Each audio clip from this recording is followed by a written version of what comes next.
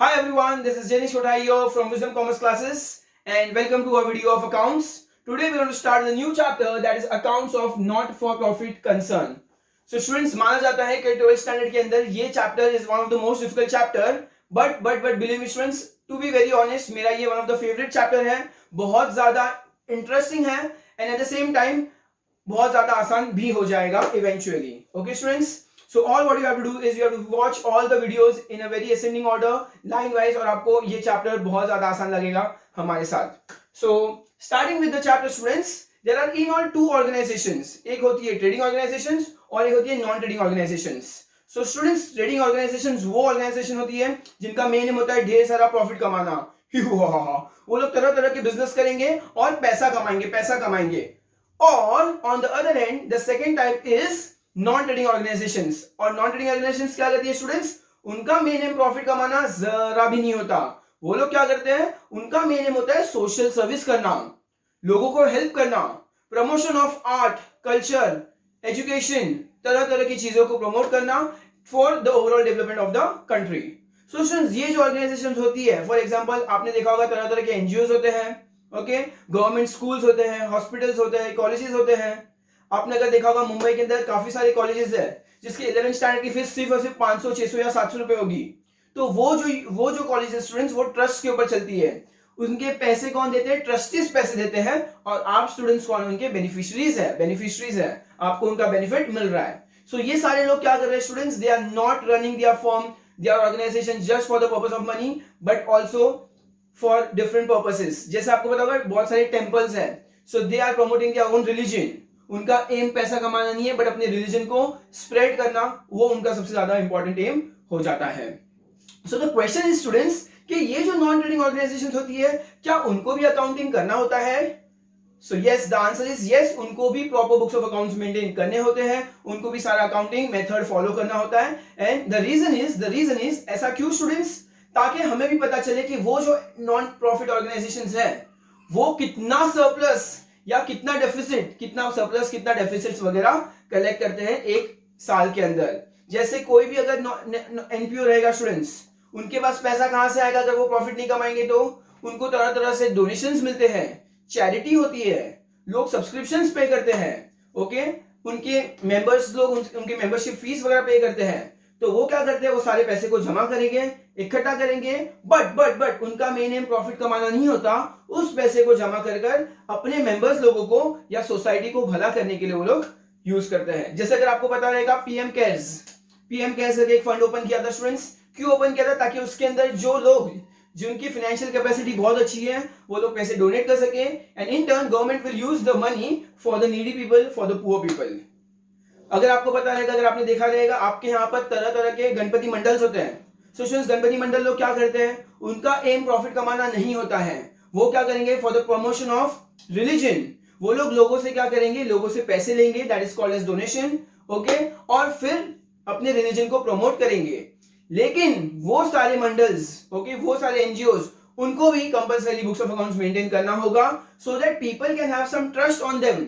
People can have trust on them कि अगर हमने उनको पैसा दिया तो वो पैसा कहीं भी यूटिलाइज गलत जगह नहीं होगा, मिस अप्रोप्रिएट नहीं होगा, बट वो लोग उसको राइट डायरेक्शन में यूटिलाइज करेंगे. और कितना एक्स्ट्रा पैसा बच गया या कितना पैसा कम पड़ा वो सारी चीजें भी पता चलेगी. And at the same time उनकी फाइनेंशियल पोजीशन, उनका नेटवर्थ कितना है at the end of the year, वो भी हमें पता चलेगा. एंड दैट इज वाई, और कोई भी तरह का फ्रॉड भी नहीं होना चाहिए, कोई भी तरह का फ्रॉड नहीं होना चाहिए. ये भी एक बहुत इंपॉर्टेंट रीजन है क्यों हम एनजीओ से और एनपीओ से, जो नॉन प्रॉफिट ऑर्गेनाइजेशन है, उनसे अकाउंटिंग एक्सपेक्ट करते हैं proper. So in this entire chapter students हम ये देखेंगे कि ये जो एनपीओ होते हैं उनकी अकाउंटिंग मेथड्स क्या होती है. क्या हमने चैप्टर 1 देखा था फाइनल अकाउंट्स, क्या उनका भी अकाउंटिंग सिमिलर मेथड है, सिमिलर वे में हम करने वाले हैं. सो वो सारी चीजें हम इस वीडियो के अंदर स्टार्ट करेंगे आज से. सो if you see students, what is the main difference between profit organization, non-profit organization? सबसे पहले तो हमें पता है कि non-profit organizations पैसा नहीं कमाता है, but profit organizations का main aim profit कमाना ही होता है. Nextly, आपने देखा रहेगा जब हमने चैप्टर नंबर 1 फाइनल अकाउंट्स किया था स्टूडेंट्स, हम क्या क्या प्रिपेयर करते थे? हमें क्वेश्चन में ट्रायल बैलेंस दिया जाता था, trial balance. At the same time हम क्या करते थे? हम ट्रेडिंग अकाउंट ओपन करते थे, हम profit and loss account start करते थे, trading account, so that we can find out the gross profit. Profit and loss account, so that we can find net profit. फिर हम उसका अमाउंट कैपिटल अकाउंट में transfer करते थे और capital account से फाइनली हम कहा जाते थे, बैलेंस शीट में जाते थे, जिससे हमें फाइनेंशियल पोजीशन पता चलती थी किसी भी एक ऑर्गेनाइजेशन की। सो ओवर हियर स्टूडेंट्स, जब हम एनपीओ करने वाले हैं सो हम इस मेथड को फॉलो नहीं करेंगे, बिकॉज एनपीओ के अंदर ना ही ग्रॉस प्रॉफिट होता है ना ही नेट प्रॉफिट होता है। क्यों? बिकॉज उनका एम प्रॉफिट कमाना होता ही नहीं है। सो हम क्या करेंगे, उसके लिए हम कुछ और बनाएंगे। The first thing that we are going to make is receipt and payment account. Receipt and payment account क्या होता है वो आपको एकदम डिटेल में बताऊंगा इसी वीडियो में। Next that we are going to make is income and expenditure account, and finally what we are going to do is balance sheet। हम फाइनली बैलेंस शीट बनाएंगे और बैलेंस शीट बनाने से हमें पता चलेगा what is the exact financial position and net worth of that particular not profit organization। okay, next thing students, next और क्या डिफरेंस है? मेन एम हमारा इसके अंदर क्या होता है, नेट प्रॉफिट और नेट लॉस ढूंढना हमारा एम होता है, बट यहाँ पे हम ये देखेंगे कितना सरप्लस और कितना डेफिसिट है। अगर समझो हमारे पास ज्यादा डोनेशन आ गया और खर्चा कम हुआ तो that will be called as surplus मतलब ज्यादा पैसे बच गए। और अगर समझो फॉर एग्जांपल डोनेशन कम आया, चैरिटी कम आया, लेकिन खर्चा बहुत ज्यादा हो गया, तो हम उसको क्या बोलेंगे, डेफिसिट बोलेंगे। And that is what we have to find in this particular chapter, what is the surplus और the deficit of any NGO NPO. And next is students, अगर आपने देखा रहेगा कोई भी ट्रेडिंग ऑर्गेनाइजेशन होती है, उनका कैपिटल क्या होता है, उनके कैपिटल के अंदर सबसे पहले जब बिजनेस शुरू करते हैं तो उनके कैपिटल के अंदर ओनर खुद अपना पैसा लेकर आता है, ओनर इन्वेस्टमेंट होता है और उसके बाद वो कहीं से लोन वगैरह ले सकता है। बट ओवर ईयर सिमिलरली इनके कैपिटल के अंदर क्या होगा स्टूडेंट्स, इनके कैपिटल के अंदर भी सेम कैपिटल हो सकता है। कैपिटल मतलब जो ओनर पैसा लेकर आएगा to start the non profit organisations, plus तरह के उनको फंड्स मिलते हैं, तरह के डोनेशंस मिलते हैं। वो सारे फंड्स डोनेशंस को भी हम क्या कंसिडर करेंगे, कैपिटल कंसिडर करेंगे। Over year the members of NPO will not get any dividend. क्या आपको डिविडेंड मिलेगा? नहीं, आपको डिविडेंड नहीं मिलेगा, बिकॉज अगर आप एक चैरिटी इंस्टीट्यूशन के अंदर आप चैरिटी कर रहे हो, डोनेशन कर रहे हो, तो आप रिटर्न में कुछ एक्सपेक्ट नहीं कर सकते। आप वृद्धाश्रम जाओगे, आप अनाथ आश्रम जाओगे और आप कुछ डोनेशन करोगे और आप एक्सपेक्ट करोगे रिटर्न में आपको कुछ डिविडेंड मिले, कुछ इंटरेस्ट मिले, तो that is not possible.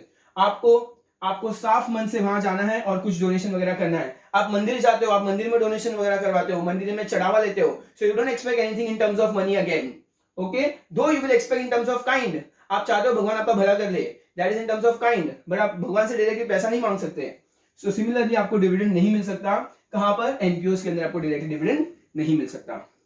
So students, ये सारी चीजें एकदम क्लियर है। हम एनपीओस के भी क्या करने वाले हैं, अकाउंटिंग मेथड फॉलो करेंगे प्रॉपर्ली और उसको कंप्लीट करेंगे। कंपलसरी है, ऑप्शनल नहीं है, बिकॉज ताकि वहां पे कोई भी फ्रॉड वगैरह नहीं होना चाहिए।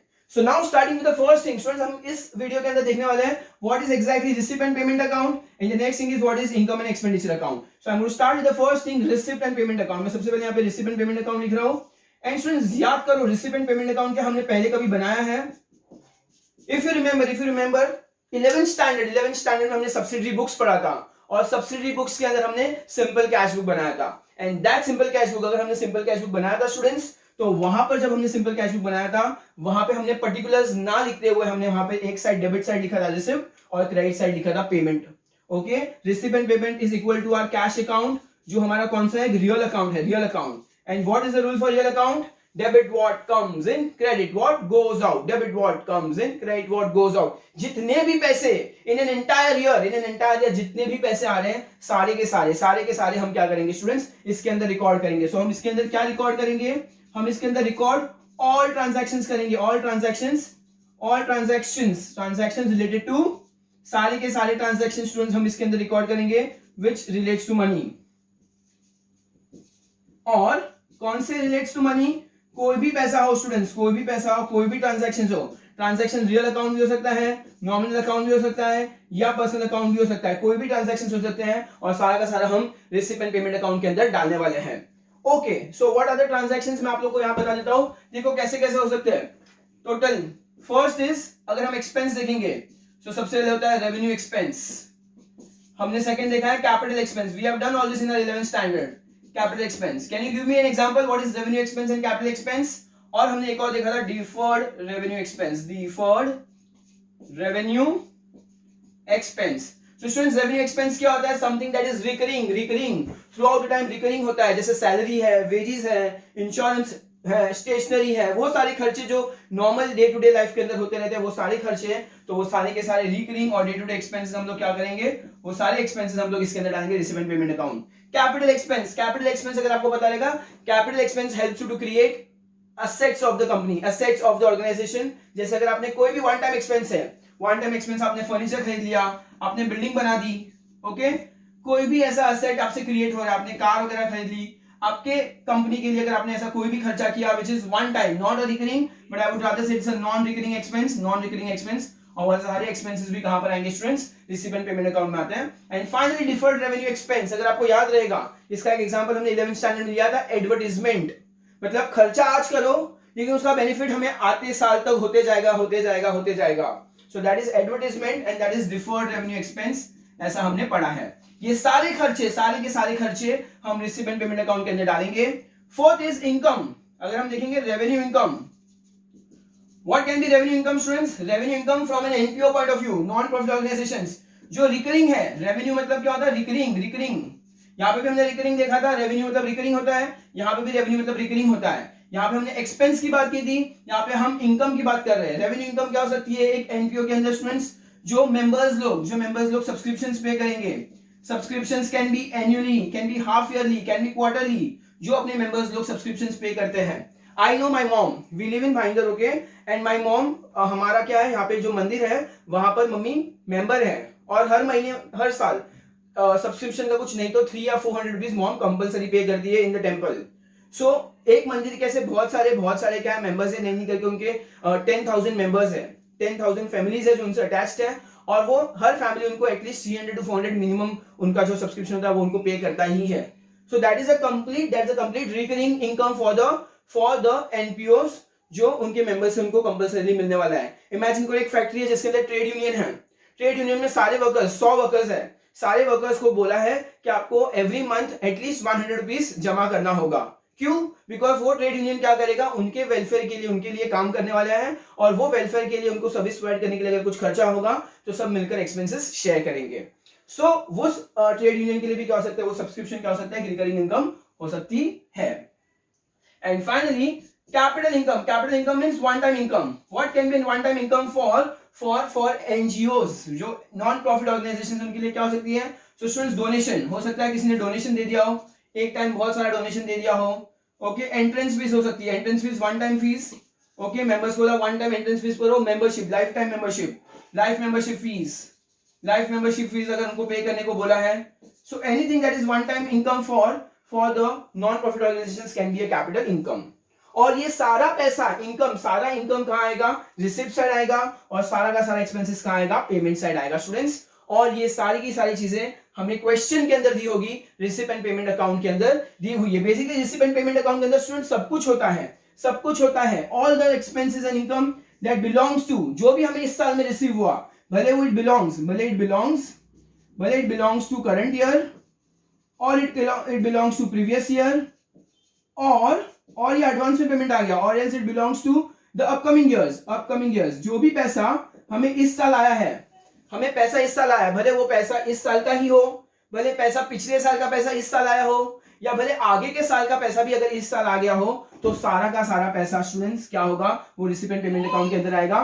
तो बेसिकली हम बोल सकते हैं that receive and payment account is a complete पूरा मिक्सचर है, सब कुछ है उसके अंदर, और सारा का सारा हमें मिक्सचर क्या दिया होगा? क्वेश्चन के अंदर दिया होगा। जिस तरह से फाइनल अकाउंट्स में हमें ट्रायल बैलेंस दिया होता है, और उस ट्रायल बैलेंस को क्या करते हैं हम? अलग अलग trading account, profit and loss और बैलेंस शीट के अंदर डिस्ट्रीब्यूट करते हैं। उसी तरह से एनपीओ के अंदर हमें क्या दिया होगा? रिसीव एंड पेमेंट अकाउंट दिया होगा, और रिसीव एंड पेमेंट अकाउंट के अंदर जितने भी आइटम्स है स्टूडेंट्स, उसको हम अलोकेट करेंगे सिस्टमैटिकली। तो कौन से आइटम्स कहां जाएंगे वो हम देखेंगे थोड़ी देर के बाद। नाउ हमने देखा था स्टूडेंट्स, फर्स्ट इज हमें रिसीव एंड पेमेंट अकाउंट बनाना था, तो क्या होता है रिसीव एंड पेमेंट अकाउंट, वो तो हमने देख लिया है। Moving forward second one, income and expenditure account. अब हम सेकंड क्या बनाने वाले students? Income and expenditure account बनाने वाले हैं, and I am right over here again income and expenditure account. Okay, so students income and expenditure account is completely similar to my profit and loss account जो हम लोग final account में बनाते हैं, profit and loss account की तरह होता है। और ये जो प्रॉफिट एंड लॉस अकाउंट का स्टूडेंट्स, इसको हम क्या बोलते हैं, नॉमिनल अकाउंट बोलते हैं।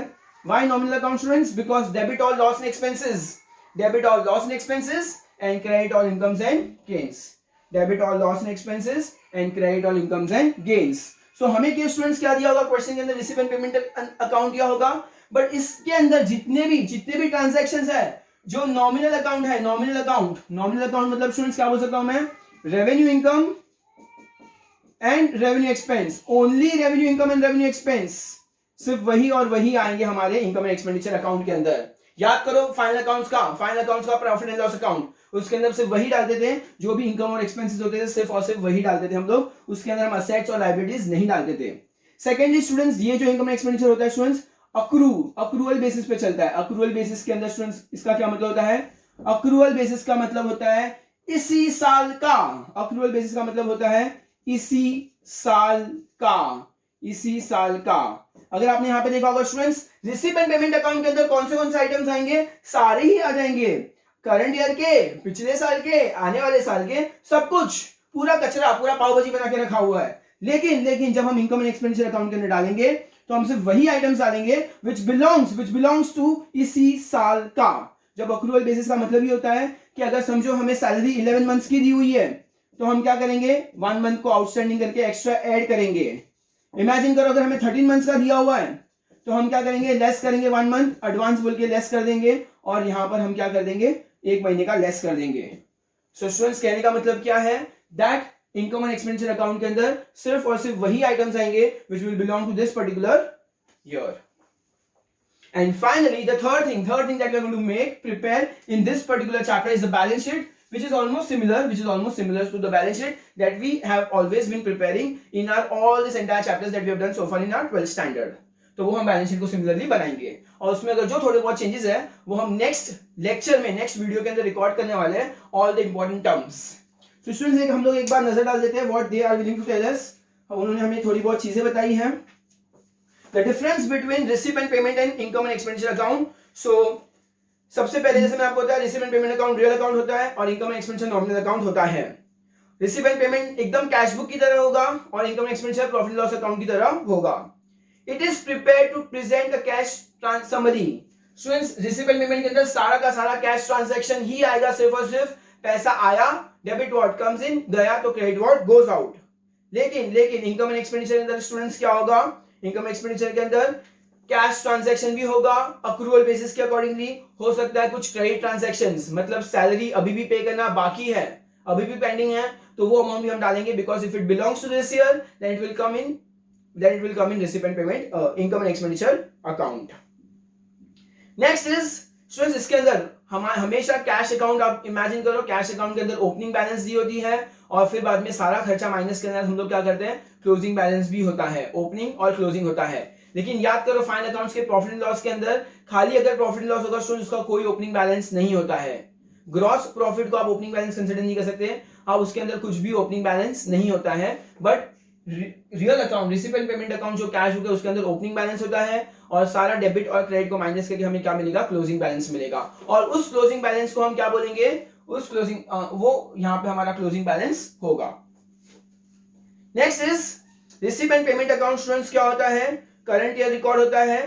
करंट ईयर मैंने जैसे बताया रेवेन्यू, कैपिटल, सारा का सारा ही इसके अंदर पावभाजी मिक्स है, सब कुछ आने वाला है। लेकिन यहां पर सिर्फ और सिर्फ रिसीव एंड पेमेंट के अंदर करंट ईयर के ट्रांजैक्शंस ही रिकॉर्ड होने वाले हैं। सेवेंथ, नॉन कैश आइटम्स यहां पर रिफ्लेक्ट नहीं होगी, रिसीव एंड पेमेंट अकाउंट में रिफ्लेक्ट नहीं होती है, but non cash items, outstanding expenses या आउटस्टैंडिंग इनकम या एडवांस इनकम, वो सारे भी यहां पर आउटस्टैंडिंग जो भी रहेगा उसको हम लोग यहां पर रिफ्लेक्ट करवाएंगे। Next is all accounts. देखो मैंने यहां पे बोला था, यहां पे सारे अकाउंट्स आते हैं, रियल, नॉमिनल, पर्सनल, सारे ट्रांजैक्शन इसी के अंदर आएंगे। बट इनकम एक्सपेंडिचर के अंदर सिर्फ और सिर्फ स्टूडेंट्स नॉमिनल अकाउंट ही आता है, सिर्फ और सिर्फ नॉमिनल अकाउंट ही आएगा। Period, it includes amount received. अगर हम पीरियड देखें तो मैंने आपको बताया था cash book, receive and payment के अंदर हम सारा डालते हैं, पिछले साल का भी, जिस साल का भी, आगे के साल का भी। लेकिन रिसीव एंड पेमेंट के अंदर स्टूडेंट्स सिर्फ और सिर्फ इसी साल का ट्रांजैक्शन आने वाला है, which is related to this year. And finally finally इसके बाद हमें बैलेंस शीट बनाने की जरूरत नहीं होती है, ये हमें क्वेश्चन में दिया होगा। बट जब कभी हमें ये बनाना रिसिपेंट पेमेंट, तो इसके बाद जो भी सरप्लस आएगा या जो भी डेफिसिट आएगा, I will not use the word profit and loss because this is not a profit making organisation. Receipt and payment के अंदर हमें क्या मिलेगा, या तो सरप्लस मिलेगा या तो हमें डेफिसिट मिलेगा, और वो भी जो भी सरप्लस या डेफिसिट होगा वो कहां पे जाएगा, बैलेंस शीट में जाएगा। एंड दैट इज व्हाई इसमें बैलेंस शीट बनाना भी काफी ज्यादा इंपॉर्टेंट है। सो आई होप स्टूडेंट्स आपको इतनी चीजें समझी हो। So far what you have to understand is that we are dealing with a new chapter not for profit concern, और इसके अंदर हम उस अकाउंटिंग करने वाले हैं उस ऑर्गेनाइजेशन की जिनका मेन एम प्रॉफिट कमाना नहीं होता। एंड उसके लिए बेसिकली हमें क्या चाहिए, receipt and payment account, income expenditure account और बैलेंस शीट चाहिए। In the next video we are going to see a lot many new terms और न्यू वर्ड्स आने वाले हैं इस चैप्टर के, और वो सारे वर्ड्स और टर्म्स को हम समझेंगे। एट द सेम टाइम हम सारे एडजस्टमेंट्स को किस तरह से डील करना है वो भी हम देखेंगे। And then after we will start solving the sums. So students, thank you so much. Please do not forget to like the video, and if you are new viewer to the channel, please subscribe to our channel and share it amongst your friends. Thank you so much. Have a nice day. Bye.